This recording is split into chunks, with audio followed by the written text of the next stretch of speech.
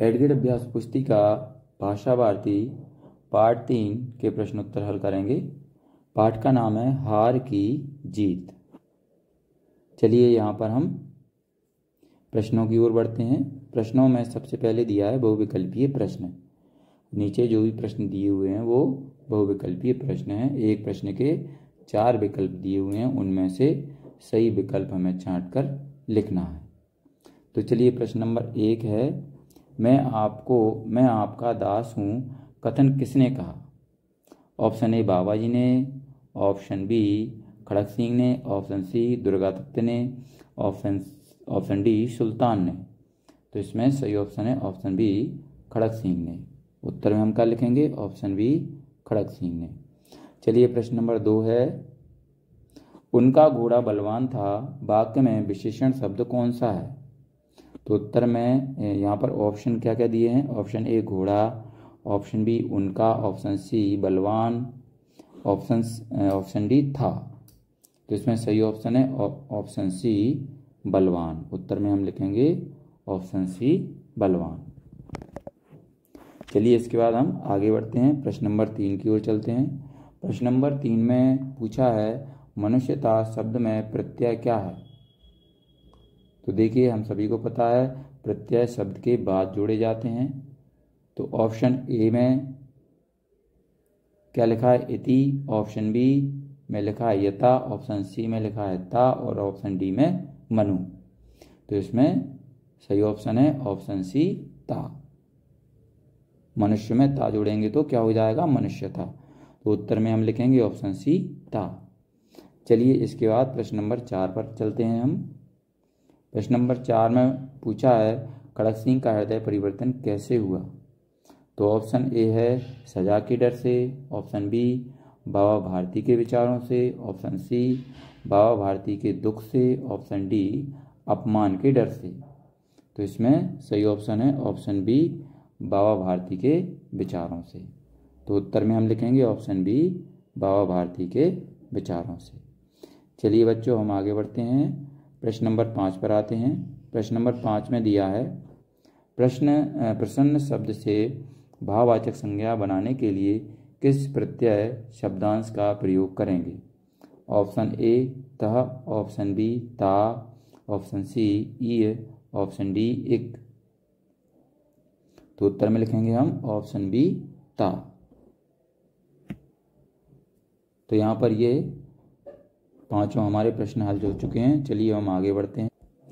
तो यहाँ पर लिखा है नीचे दिए गए शब्दों में से उचित शब्द चुनकर रिक्त स्थानों की पूर्ति कीजिए। तो यहाँ पर नीचे रिक्त स्थान दिए हुए हैं और साथ में कुछ शब्द दिए हुए हैं। इन शब्दों में से सही शब्द चुनकर हमें रिक्त स्थानों में भरना है।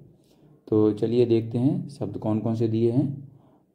बाबा भारती, उनके, आश्चर्य, टिमटिमाते, खड़क सिंह, सुल्तान, हिनहिनाना। चलिए इसके बाद हम प्रश्न नंबर 6 पर आते हैं जो कि खाली स्थान है। प्रश्न नंबर 6 में दिया है रात्रि के अंधकार में तारे, खाली स्थान में क्या भरेंगे? टिमटिमाते हैं। चलिए इसके बाद प्रश्न नंबर 7 है सुल्तान की कीर्ति, खाली स्थान में क्या भरेंगे? खड़ग सिंह को खींच लाई। इसके बाद प्रश्न नंबर 8 है घोड़े के बोलने की, खाली स्थान में भरेंगे हिनहिनाना। घोड़े के बोलने की, यहाँ पर घोड़े के बोलने को लिखा होगा, थोड़ी सी गलत प्रिंट हो गया। घोड़े के बोलने को हिनहिनाना कहते हैं। चलिए इसके बाद प्रश्न नंबर 9 है उनके आश्चर्य का ठिकाना न रहा, वाक्य में उनके, ये खाली स्थान में लिखेंगे उनके सर्वनाम है। फिर इसके बाद प्रश्न नंबर 10 है ऐसा मनुष्य मनुष्य नहीं देवता है, वाक्य खाली स्थान में भरेंगे बाबा भारती के लिए कहा गया। चलिए हम बच्चों आगे चलते हैं। आगे हमारे अति लघु उत्तरीय प्रश्न आ चुके हैं।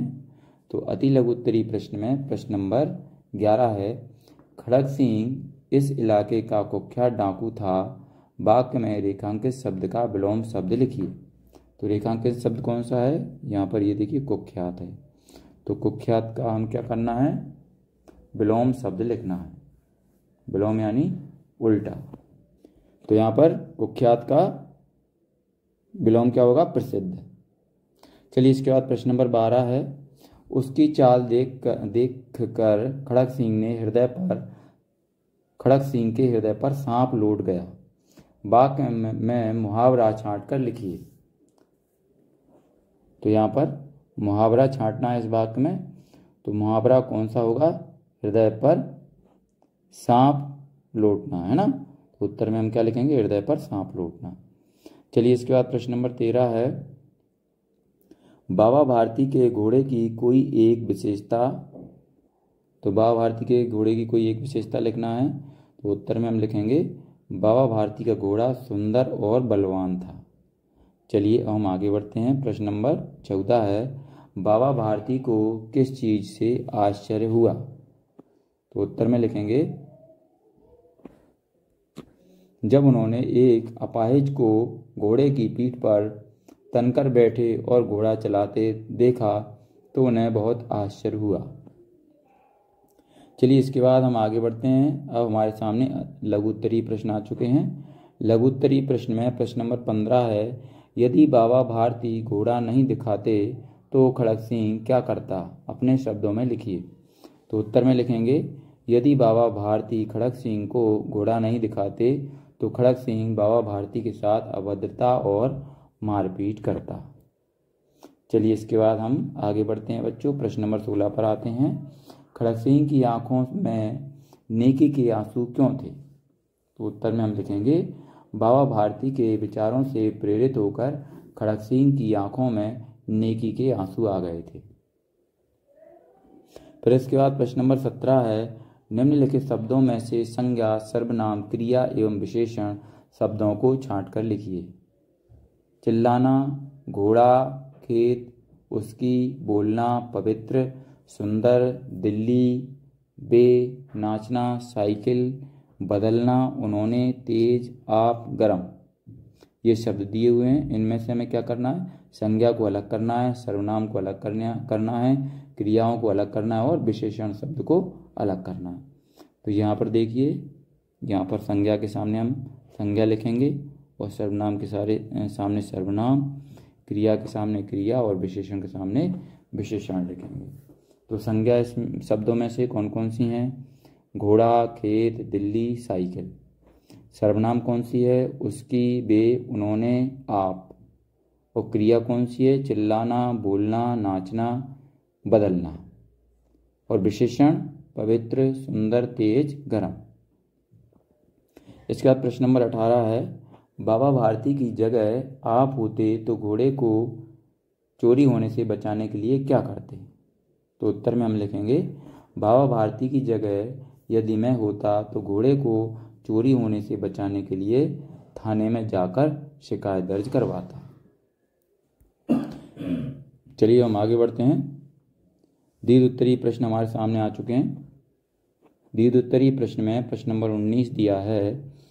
बाबा भारती के कौन कौन से गुण आप अपने जीवन में अपनाना चाहेंगे? तो उत्तर में हम लिखेंगे बाबा भारती के निम्नलिखित गुण हम अपने जीवन में अपनाना चाहेंगे।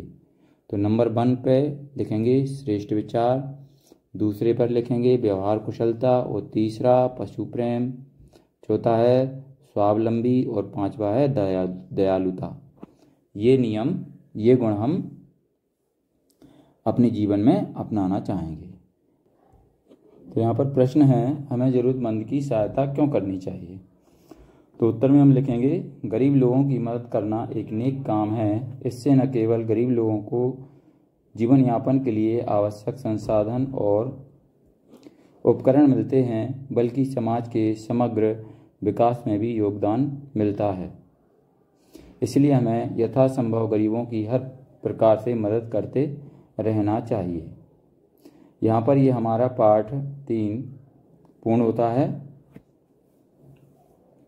तो बच्चों अगर आपको ये वीडियो अच्छा लगे तो इसको लाइक ज़रूर करें, अपने दोस्तों के साथ शेयर भी करें। अगर कोई हमें सुझाव देना चाहते हैं तो कमेंट बॉक्स में ज़रूर लिखें। इसी तरीके के और भी वीडियो पाने के लिए हमारे इस चैनल को सब्सक्राइब करना ना भूलें। धन्यवाद।